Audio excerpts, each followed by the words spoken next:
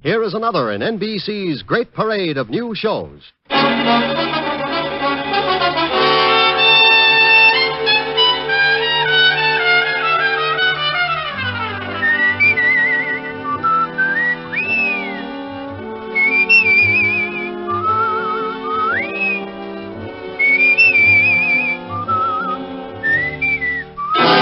Now, Dick Powell as Richard Diamond, private detective.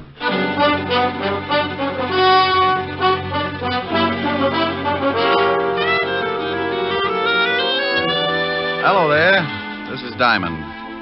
You know, I'm sure a lot of you people have never seen this big city of New York that I live in, but you ought to. It's really worth seeing. I don't mean a 4-bit tour in a bus. I mean that one time that you stop along the way and really take a good look. Maybe it's from a building 40 floors up. You brace yourself against the stiff morning breeze and you lean out and watch the biggest city in the world wake up, stretch, roll up its progressive sleeves and go to work. Or maybe it's 6 o'clock in the evening and you're on your way home. You hold up at a busy intersection and you feel the Colossus even before you see it. You look behind, to the right, the left, and then up. And there it is. You could only take in 3 blocks maybe, but the pushing crowds and towering buildings are a common denominator for the Bronx, Park Avenue, and Flatbush. The rest you have to imagine because your dinner's waiting. Well, I'm lucky in a way. My dinner's ready when I start throwing nickels in the automat. My meals and my time are freelance, and my work is a ringside ticket to the biggest city in the world. Sure, it's lonely sometimes, and trouble walks the streets on a 24-hour beat. But that's how I pay my rent. Trouble's my silent partner, and he sends me everything from divorce labels to some marked City Morgue, DOA, dead on arrival. One night last week, old man Trouble was sitting curled up on a doorstep watching 2 thugs hiding in the shadows of a building. Trouble had a big smile because he was cooking up a king-size mess for yours truly. Hey, Lou. Yeah? Ain't he ever gonna come out? He'll come out. We just gotta wait, that's all. Hey, Lou. Yeah, what is it? I hope he comes out soon. That cop car is due in a little while. Yeah. Hey, supposing they drive up the street just when he comes out. And we don't use the artillery. We don't? We follow him and get him someplace else. Okay. Hey, Lou. What? Here he comes. Yeah. You ready? Yeah, sure. Look, he's got his 2 big watchdogs with him. Get set. Now. We better get going. Don't run, stupid. You think we was being clocked? Hey, Lou. There's that lousy cop car. Come on. Where you going? In this club. Come on, hurry. Hey, Lou, supposing the cops come down here. Shut up. Table, gentlemen? Yeah, for my friend and me. Right this way. Picture, like a souvenir picture to take. Lou, are you crazy? We can't sit down at no table. They'll have the whole neighborhood covered in a few minutes. We can sit for a second, then we'll go out the back door. Here you are, gentlemen. Is this all right? Oh, just standing. Yeah, this is just fine, thank you. Very good, sir. I'll send a waiter right over. Oh, now, come on, Lou. Let's blow this joint. Wait till he gets further away. Please, Lou. Okay. Now you go first. Take your time. I'll follow you. Picture, sir? Huh? No, miss. We don't want no photographs. Yeah, we don't want none. Thanks, just the same. Oh, that's okay. Picture? Like a souvenir picture to take home? Yes, thank you. Well, come on. Right behind you. Now, hold it right there. No. Don't move. Thank you. That will be developed shortly. Hey, Mel, hold it a minute. Yeah, what is it? It's that dame. This is no time to start looking at dames. No, you fathead. The one with the camera. So she's got good-looking legs, but we got... Uh-oh. What's the matter? There's a cop in the door. Get going, but take your time. I'll tell you about the dame later. Oh, Lynn, Yeah? What is it, Monsieur Davis? where are you going? Back to the darkroom to develop these pictures? You always said not to keep the customers waiting, didn't you, Monsieur Davis? I'm glad to see you listen to your employer. I'll just come along to see how this batch turns out. This batch isn't any different from the last 100 batches. We'll just go along and see. Oh, that does it. I beg your I pardon. said that does it. You cornered me in that dark room once, and it was all I could do to keep you away from me. Lynn, If you think that just because you run this place, you got a right to make passes at me, you better get yourself a new girl. maybe that isn't such a bad idea. Come to think of it, I kind of go for it myself. And as long as I'm quitting, here's something you've been asking for a long time. Hey, what do you think you're doing? Now get out of my way. That phony French accent may fool the customers, but it doesn't fool me. You get out of here. Pick up your check and get out of here this minute. You little... Oh! Now, what were you going to say, Mr. Davis? Get out. Get out.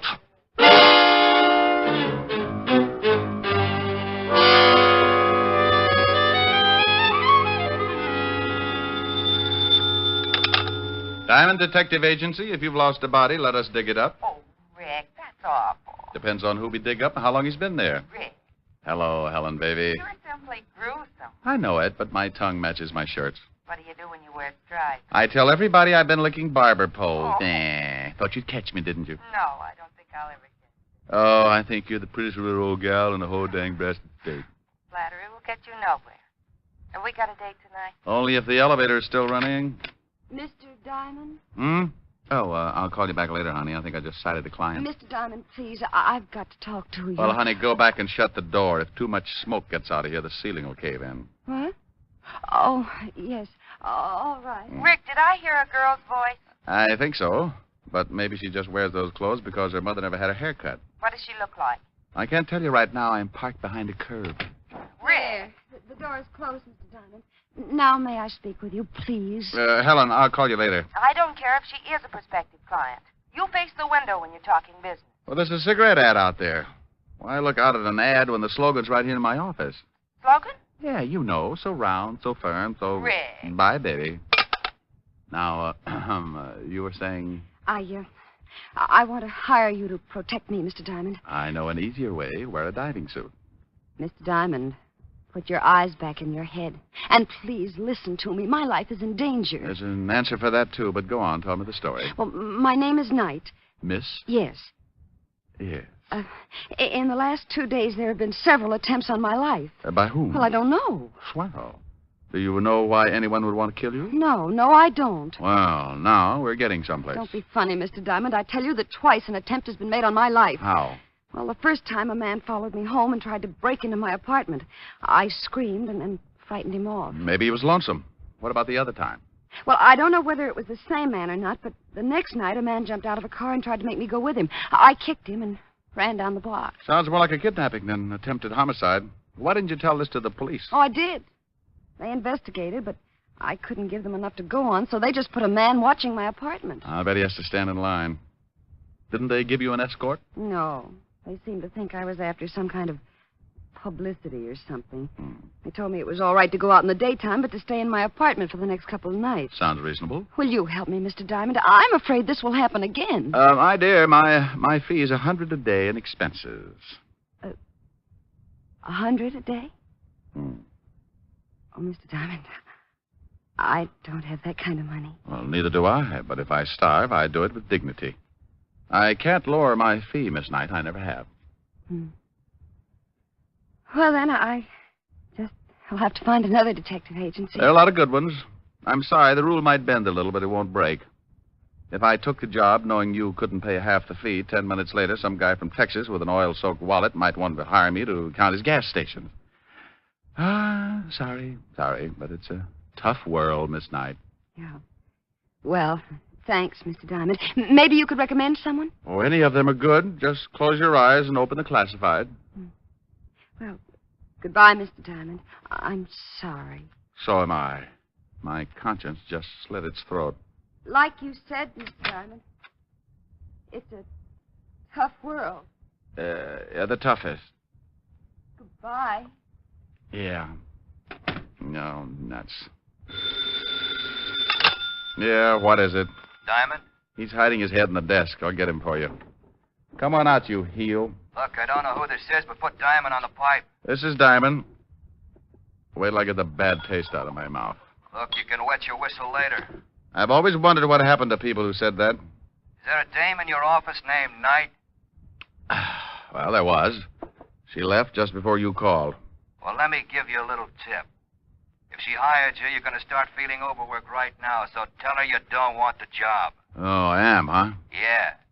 Or your nearest relative is going to have to come down and identify the body. You know something? No, what?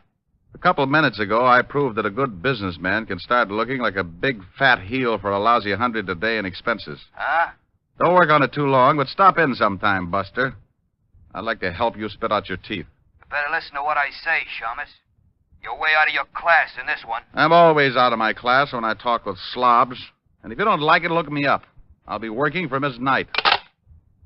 I went out of my office in a hurry. When somebody tries to push me around, it's like giving a kid a slingshot in a hothouse. You can tell him all night not to do it, but by morning he's busted every window in the place. I hoped I might catch Miss Knight before she got to the street, so I grabbed the elevator and went down to the first floor. I couldn't find her in the lobby, so I went out on the sidewalk. The street was crowded, but those curves showed up like a covered wagon on Madison Avenue. She was just starting across Broadway when a big black sedan pulled up and a guy climbed out after her. I took off as fast as my little 175 pounds would carry me and cut kitty corner across the street with an eye on the black sedan. The guy had her by the arm, and I knew when she stopped struggling, he'd showed her his gun. I was on a dead run, going to make like a big hero, but his .38 changed my mind. He missed with the first one, then he shoved the girl away from him and tried again. I could hear the slug whine past my head, so I hit the sidewalk right next to the girl.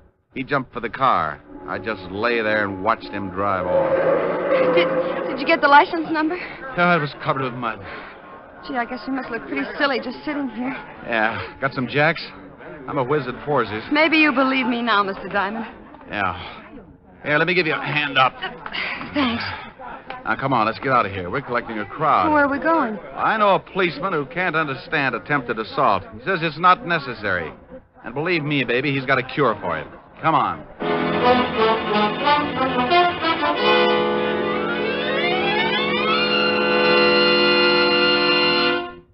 In just a moment, we will return to Richard Diamond, Private Detective, starring Dick Powell. But first, the National Safety Council reports that in almost every motor vehicle accident, there is one or more violations of the law, speed, drink, and carelessness being the worst offenders.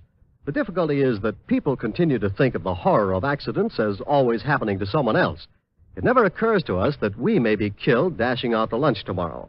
Yes, it can and does happen, for it's the careless little chances each one of us takes every day that cause the big accident totals. Every motorist and pedestrian is urged to support actively the safety movement in his own community. Be careful. The life you save may be your own. And now, back to Dick Powell and the second act of Richard Diamond, Private Detective. Diamond is hurrying with his pretty client to see Lieutenant Levinson, head of homicide.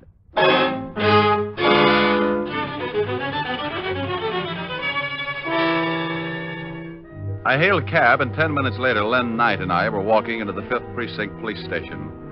Sergeant Otis looked up and started to say something, but when he saw what I was with, he changed it to a low whistle. Oh, stop puckering, Otis. You look like you've been unstopping sinks. Oh, very funny, wise guy. How about the introduction? Miss Knight, Sergeant Otis.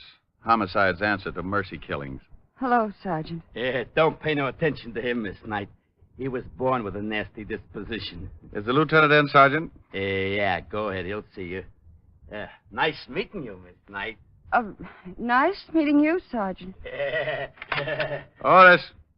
Yeah? Stop clucking. You'll have every rooster in town in here. Hello, Walt. Who's that with you? This is Miss Knight. Is she dead? Walt, say something nice to the lieutenant, dear. After that last remark? Oh, look, Miss Knight, I'm sorry, but this guy you're with has a talent for finding homicides. I'm suspicious of everyone I see him with, because even if they walk into my office with him, he'd do it just to confuse me. Well, I'm quite alive, Lieutenant. Then let me give you a friendly tip, Miss Knight. Stay away from this guy. His sense of humor will turn your hair white. Oh, isn't he a dream? Walt, Miss Knight wants protection. Yeah, I see what you mean. Walt, now stop gnawing on the desk and listen to me. Miss Knight is in line for a murder or for kidnapping. I knew it. She wants protection, and you're going to give it to her. That's not my department. This is homicide, isn't it? Of course it is, but you know very well we don't go to work until you're dead. Well, honey, I guess you'll just have to run out and get yourself killed. It's the only way. Now you stop that. Send her to another department. They'll give her all the protection she needs. She's been there. They stuck a guy out in front of her apartment. Now, look, I just saw a hood try to muscle her into a car. He took a shot at me, and you know bullets give me that let-down feeling. Now, put one of your boys with her until I can do something about clearing this thing up. What's your full name, Miss Knight? Lynette. Lynn, for short. Where do you live and where do you work? I live at 419 West 48th Street, apartment 309. I quit my job 3 days ago. Where was this job? The Circus Club on 52nd Street. I took pictures. Took pictures? Yeah, you know. Souvenirs of the customers. Oh. Why'd you quit? Well, my boss got grabby. I slapped him around. Hey, wait a minute, honey. Did you say Circus Club, 52nd Street? Yeah? What about it? Walt, didn't somebody gun down Al Rigoletta and two of his boys right near there? Say, you're right. 3 nights ago. You didn't see that shooting, did you, Miss Knight? Well, no, but I read about it the next day. Well, if you didn't see it, they couldn't want to get at you just because you were a witness. This is screwy. What have we got to work on? You just put a man to guard her. I'm going to see what I can do. All right, but only because I owe you a favor. Otis. Yeah, Lieutenant? Get in here. Otis? Yes, Otis. He's not as stupid as he looks. Want to bet? He couldn't be and live. You want me, Lieutenant? Not for keeps. I want you to stay with Miss Knight here until I tell you to come home. Somebody's trying to get rough with her. Got it? Yeah. Walt, have you found any eggs around the office? Eggs? Otis, where do you hide your nest? Oh, Lieutenant, make this guy lay off for me. Yeah, Rick, lay off the poor guy. Otis. Yeah, Lieutenant. Stop standing on one leg and wait outside, you mallet head. Oh, yeah, Lieutenant. Walt, I'll keep in touch. Okay. Mr. Diamond. Yeah? Thanks. I'll make it up to you some way. Don't strain yourself. I like an obligation to be fun. It will be. Rick. Yeah? Bye.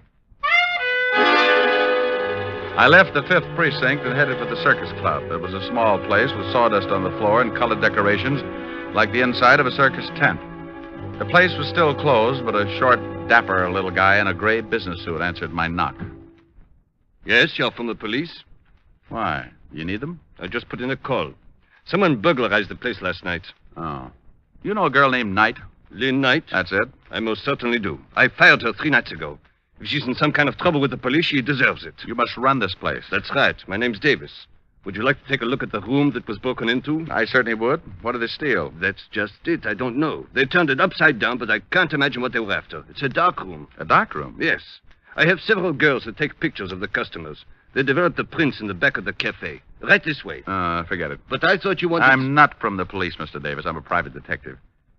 Tell me, did Miss Knight turn in all her film the night she quit?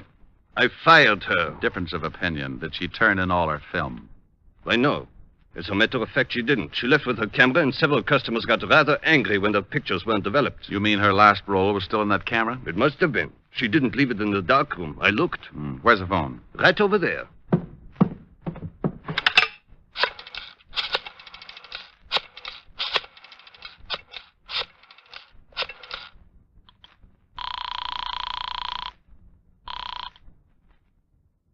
Lieutenant Levinson, homicide. Walt, I think I've got something. Diamond, I've got something, too. A sour stomach and headache. What's the matter?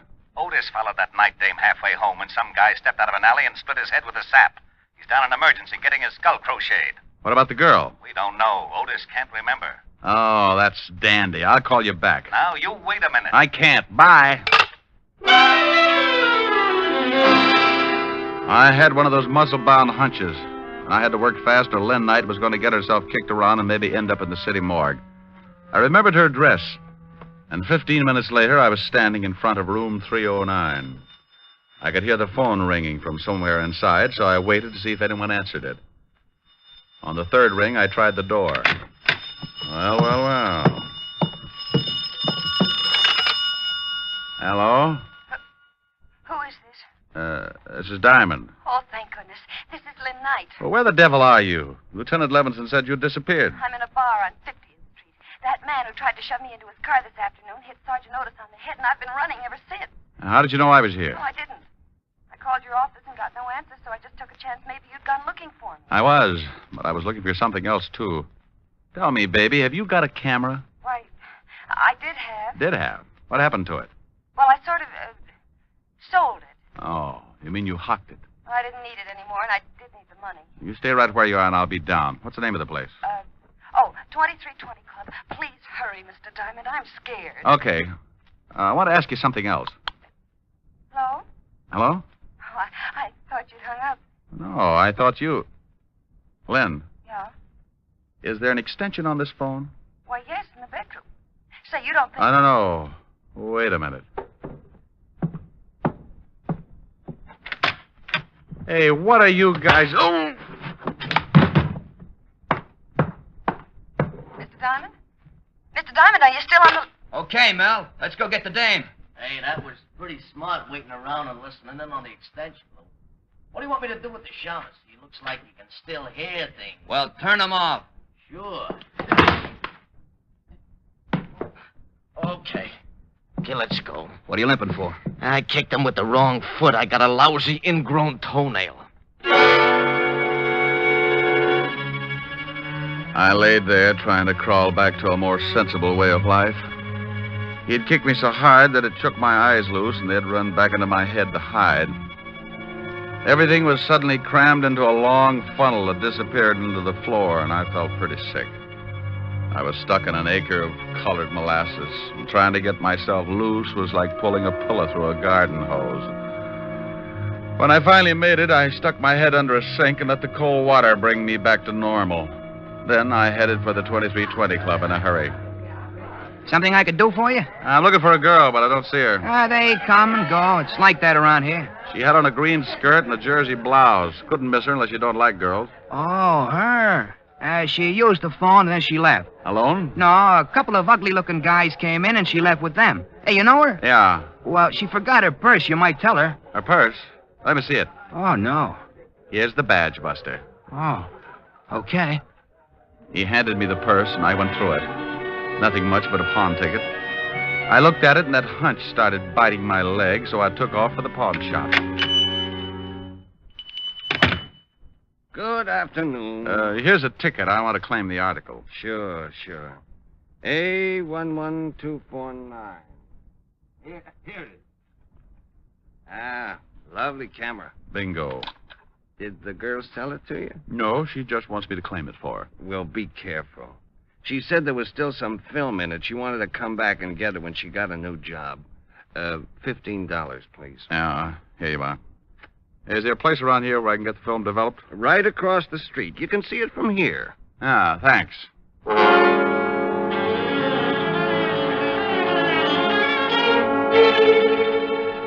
Here it comes. Yep, it's coming up, but we'll leave it in a little longer. Say, maybe I'm nosy, but what's so important about this roll of film? I'll tell you better when I look at it. Well, I'll turn on the light. There you are. Yeah. Well, nothing on this one. Nope. Hey, look at this. Oh, some old guy with his wife. Is that what you wanted to find? You see those two guys in the background that look like they're just sneaking out of a chicken house? Yeah, so what? The one in the back is Lou Garzoni. The gangster? Yeah. Give me that negative. Let's get out of here. Well, you two holding hands in there? Hey, who are you and what's the gun for? Take it easy, Doc. He shoots people. That's right. Now back into the room. All right, but take it easy with that gun. Give me that negative, Shamus. Okay. Yeah. Now where's the picture? It's still in the juice. Well, get it. I'll get it. That's better. Well, come on. I can't seem to find it. Oh, yeah? Look for yourself. I'll look. See? Say, you threw it in his face. That stuff might blind him. So now he can't see to kill you. My eyes. Get me to the doctor, quick. After you tell me where the girl is. 212 West 45th Street, apartment 513. Harry, I can't stand it. Call a doctor for this guy and then get hold of Lieutenant Levins in 5th Precinct. Tell him to meet me in front of 212 West 45th and to step on it. Yes, all right. I'll take those pictures. I can't stand it. I'm Ah, sure you can. It's no fun looking at the electric chair anyway.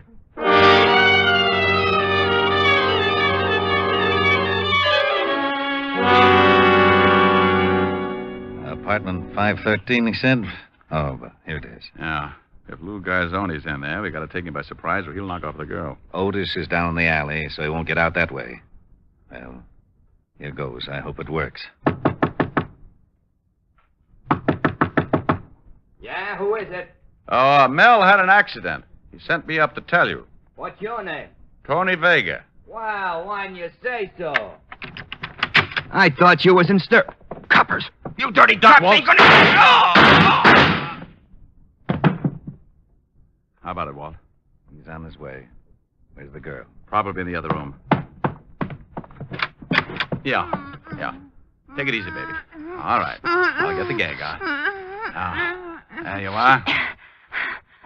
Oh, Mr. Diamond. Mr. Diamond, he was going to kill me. Yeah, I know. she all right? Sure, Walt. How about Garzoni? No hurry for the wagon. Oh. Now, will you please tell me how you knew Lou Garzoni was in this apartment? Well, he and his boy were after a picture Miss Knight took. Yeah, this one. Ah. There they are in the background. He was an old enemy of Al Rigoletto, wasn't he, Walt? Yeah. Why? Oh, I bet he was the one who rubbed him out. Then he and his boy ducked into the nightclub. Garzoni saw his picture taken, so they went after Lynn. Why, Mr. Diamond, Oh, what's the matter? you finally called me Lynn. Well, Lynn.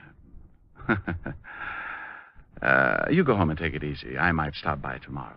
What's the matter with tonight? I've got a piano lesson. Bye. Otis! Yeah, Lieutenant? Is it all over? Yes, you hammerhead. Now get out of that garbage can and see if you can find your way back to the station.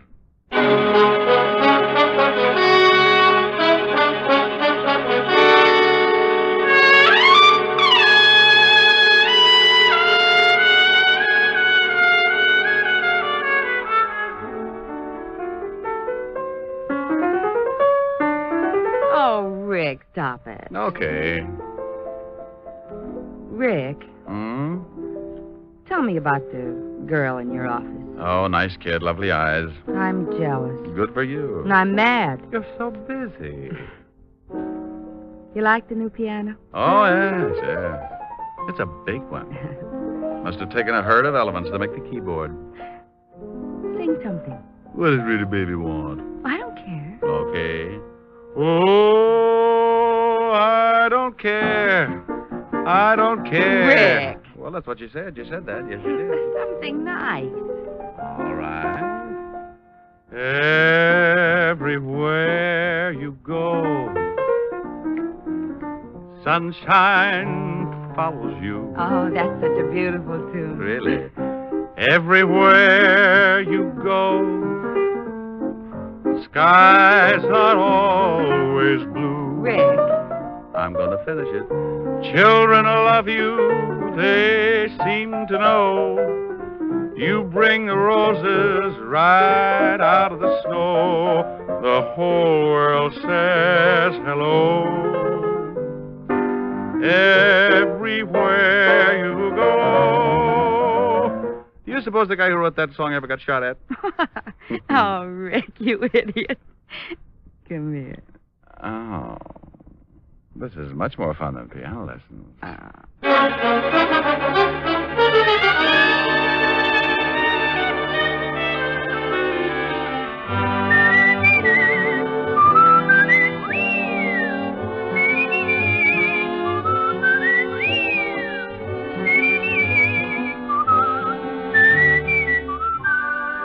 You have just heard Richard Diamond, Private Detective, starring Dick Powell. Helen was played by Virginia Gregg, Lieutenant Levinson by Ed Begley. Also in our cast were Wilms Herbert, Joan Banks, Paul Dubov, Herbert Ellis, and Sidney Miller. Music was under the direction of Frank Worth. Richard Diamond is written by Blake Edwards and directed by Richard Sandville. And now, Dick Powell. Friends, I want to remind you of the wonderful group of programs NBC has on tap for tomorrow afternoon and evening. Shows like Hollywood Calling, Guy Lombardo, Four-Star Playhouse, The Ethel Merman Show, and the NBC Symphony. For the best in radio listening tomorrow and always, keep your dial tuned to your favorite NBC station. Dick Powell soon will be seen in the screen version of the best-selling novel, Mrs. Mike. And don't miss the interesting story, My Mr. Powell and His Mr. Diamond, in the September issue of Radio Mirror, now on your newsstand.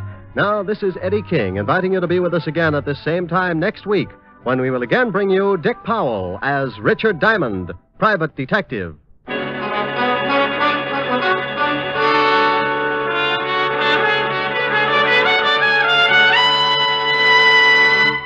This is NBC, the national broadcasting company.